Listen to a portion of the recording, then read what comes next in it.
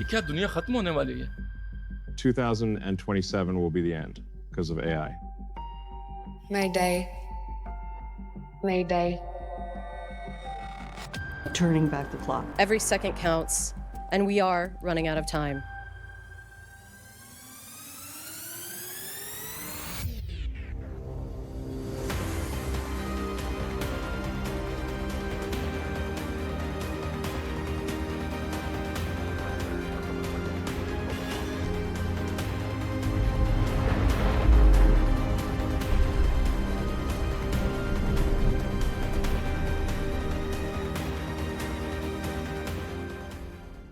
रात के 2 बजे आपके हाथ में फोन है और आप एंडलेस स्क्रॉलिंग कर रहे हैं। अचानक आपके सामने एक मीम आता है। अबे 26 में तो दुनिया खत्म है। आप थोड़ा सा मुस्कुराते हैं, दोस्तों को टैग करते हैं और इसे फुल्ली इग्नोर कर देते हैं।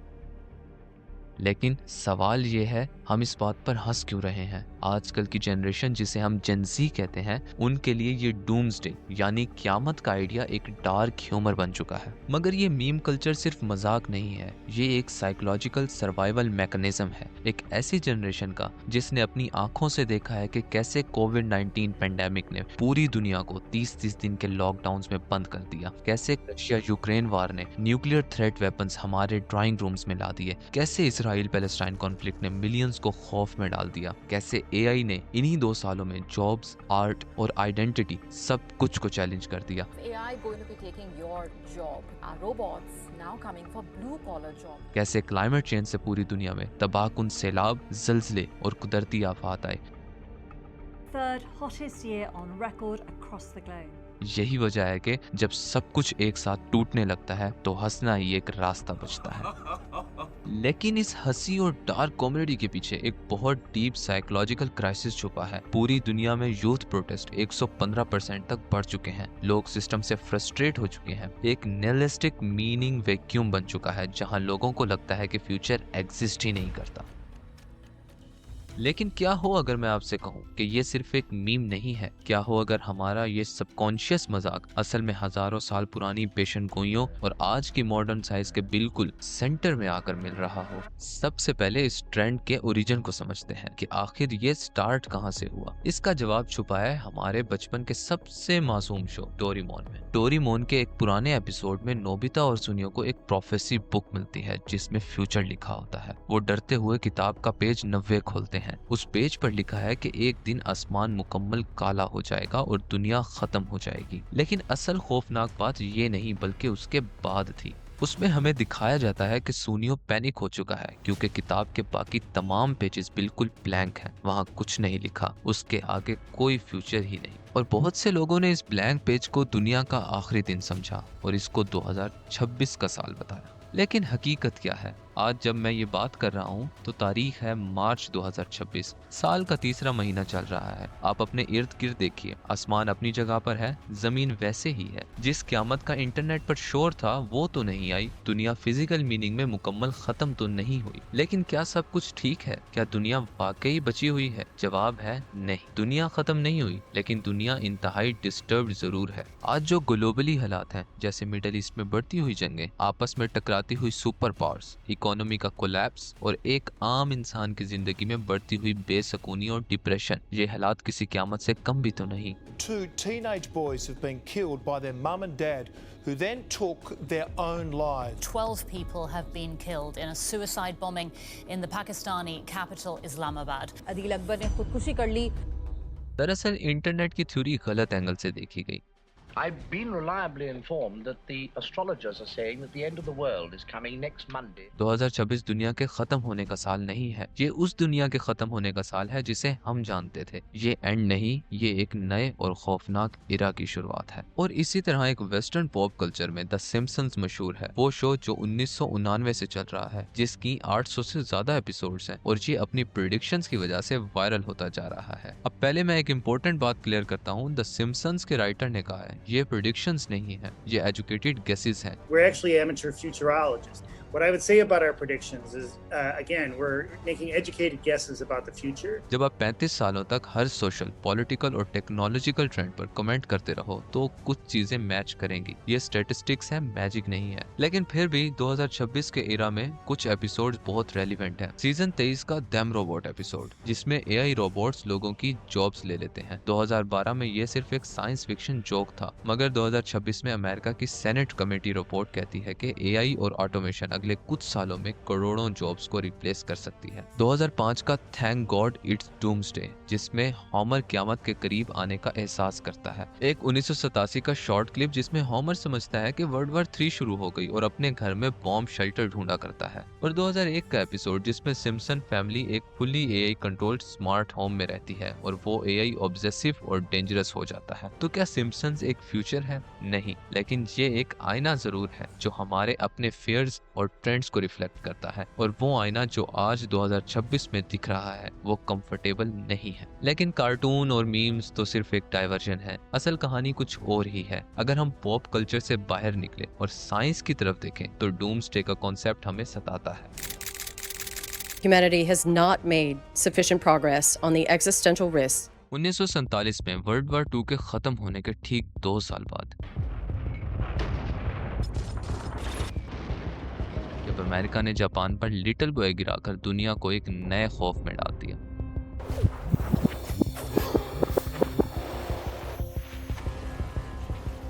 तो मैनहट्टन प्रोजेक्ट के उन्हीं साइंटिस्ट को एक अजीब सा डर महसूस हुआ। उन्होंने सोचा कि इस आम इंसान को कैसे समझाया जाए कि हम खतरे के कितने नजदीक हैं। उन्हें एक सिंबल की जरूरत थी, एक ऐसा सिंबल जो हमें हमारी तबाही का वक्त दिखाता। और वहां से बनी द डूम्सडे क्लॉक, एक सिंबॉलिक घड़ी जहां मिडनाइट यानी ठीक 12 बजे का मतलब है टोटल एनाइलेशन, इंसान का दी and.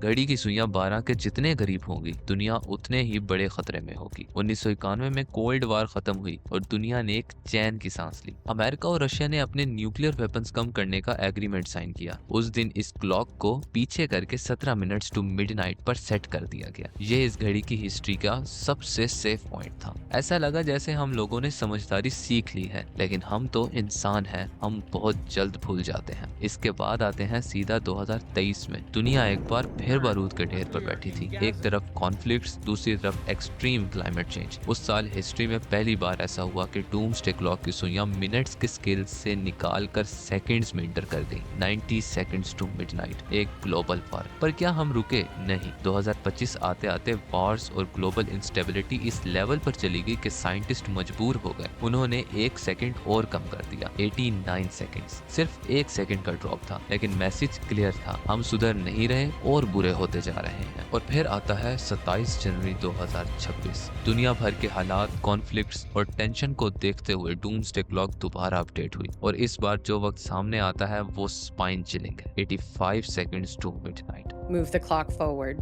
It is now 85 seconds to midnight. जरा सोच कर देखिए, इस प्लेनेट की पूरी हिस्ट्री में हम आज तक अपनी तबाही के इतने करीब कभी नहीं थे। सिर्फ 85 सेकंड्स और दी एंड।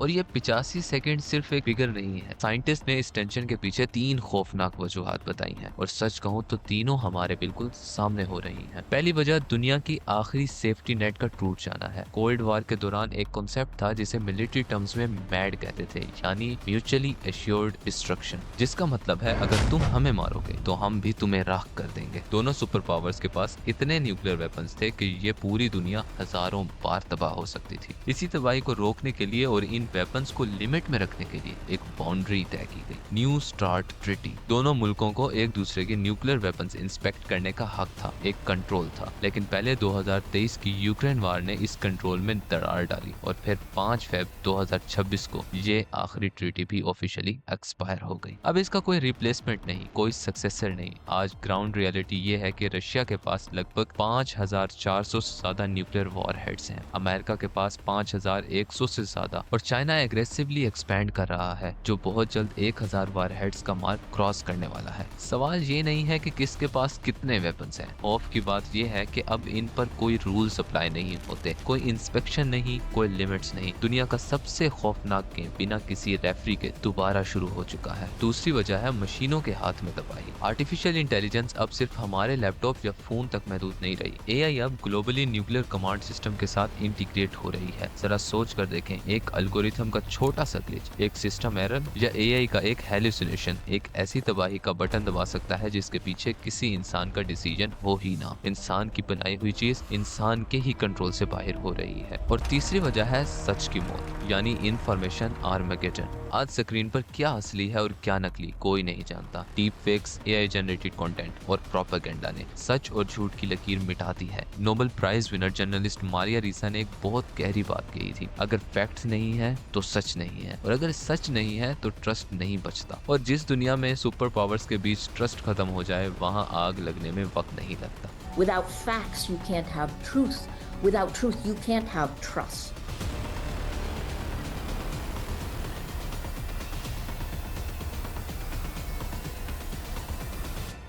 ये सब सुनकर शायद लगे कि ये किसी तबाहकुन साइंस फिक्शन मूवी का प्लॉट है, पर याद रखिए ये डूम्सडे क्लॉक सेट करने वाले कोई यूट्यूबर्स, कॉन्स्पायरेसी थ्योरिस्ट्स या मौलवी नहीं है। ये इस प्लेनेट के top nuclear physics, climate scientist और पॉलिसी एक्सपर्ट्स हैं, और उनका फाइनल वर्डिक्ट यही है कि हम अपने एंड से सिर्फ 85 सेकंड्स दूर हैं। लेकिन ये बात यहीं खत्म नहीं होती। अगर किसी तरह से हम न्यूक्लियर वॉर, एआई और झूठ के इस जाल से बच भी जाएं, तो एक और खतरा है जो हमें बख्शने वाला नहीं, और वो वार्निंग डायरेक्टली हमारे प्लेनेट अर्थ से आ रही है।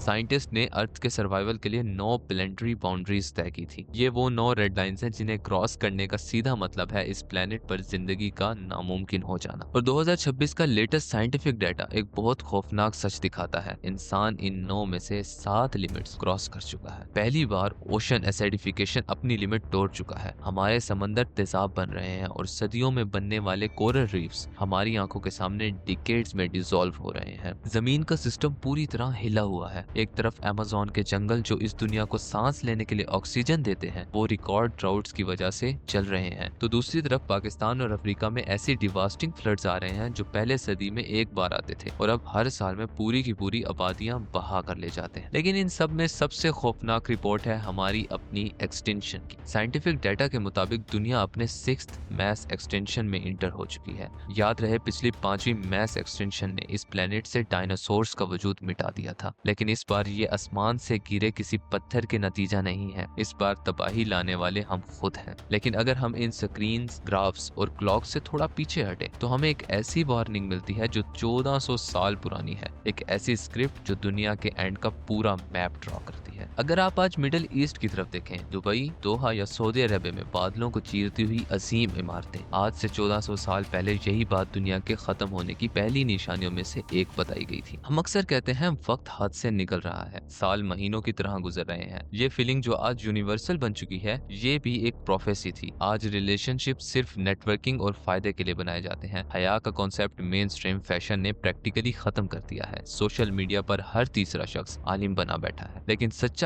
गायब है। अमानत ना पॉलिटिक्स में बची है और ना ही बिजनेस में। लेकिन एक निशानी ऐसी है जिसने मॉडर्न जियोपॉलिटिक्स को हिला कर रख दिया है, दरियाए फुर्रात, द यूफ्रेटिस रिवर। दुनिया की सबसे पहली सिविलाइजेशन इस नदी के किनारे आबाद हुई थी और आज 2026 में टर्की के डैम्स और एक्सट्रीम क्लाइमेट चेंज की वजह से ये नदी सूख रही है। प्रोफेसी यही थी कि क़यामत तब तक नहीं आएगी जब तक फुर्रात सूख कर सोने का पहाड़ ना निकाल दे, जिसके लिए ऐसी खूनी जंग होगी कि हर 100 में से 99 लोग मारे जाएंगे। वो सोना क्या है? क्या वो मेटाफोरिकल मिडिल ईस्ट का ऑयल है जिसके लिए इतनी वॉर्स हुई हैं, या खुद पानी?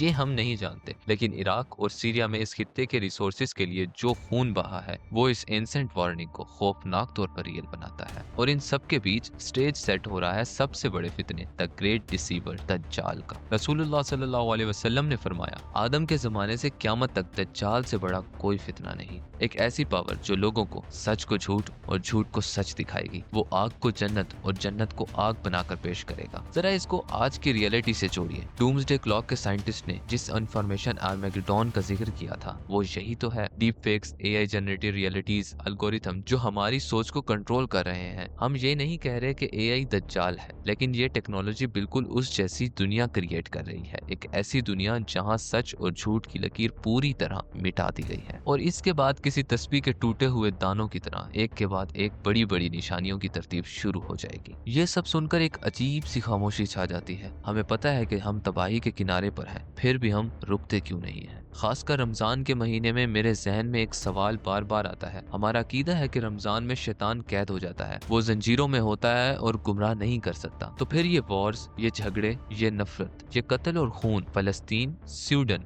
मलबे तले दबे बच्चे, ये सिर्फ रमजान में नहीं साल भर होते हैं। अगर शैतान कैद है तो ये सब कौन कर रहा है? इसका जवाब हमें अपने ही अंदर झांकने पर मजबूर कर देता है। हदीस में आता है कि रमजान में शैतान कैद किए जाते हैं, लेकिन इंसान के अंदर जो नफ्स है, जो ईगो है, जो ग्रीड है, जो नफरत है, वो तो इंसान का खुद का हिस्सा है। शैतान सिर्फ वसवसा देता है, फैसले आखिर में इंसान ही लेता है। तो अगर वॉर्स रमजान में भी होती हैं, अगर कत्ल होता है, अगर बच्चे मारे जाते हैं, तो वो इंसान का अपना किया हुआ है। इस दुनिया को तबाह करने के लिए हम खुद काफी हैं। दुनिया को खत्म करने के लिए अब आसमान से गिरने वाले किसी एस्ट्रॉइड की जरूरत नहीं। अपोकलाइप्स हमने खुद इन्वेंट कर लिए हैं। सवाल ये नहीं कि दुनिया कब खत्म होगी, सवाल ये है कि जब आखिरी वक्त आएगा तो क्या हम आईने में खुद से आंखें मिला पाएंगे? आज दुनिया में रफली 13,000 न्यूक्लियर वॉर हेड्स हैं। अगर दुनिया के न्यूक्लियर वेपन्स का सिर्फ 1% यूज हो जाए तो साइंटिस्ट ने एस्टिमेट किया है कि न्यूक्लियर विंटर हो सकता है, यानी एक ऐसी कंडीशन जिसमें सूरज की रोशनी महीनों तक लॉक हो जाए, क्रॉप्स खत्म हो जाएं और बिलियंस इंसान भूख से मर जाए। सवाल यह है कि हम खुद तो अपनी दुनिया खत्म नहीं कर रहे हैं।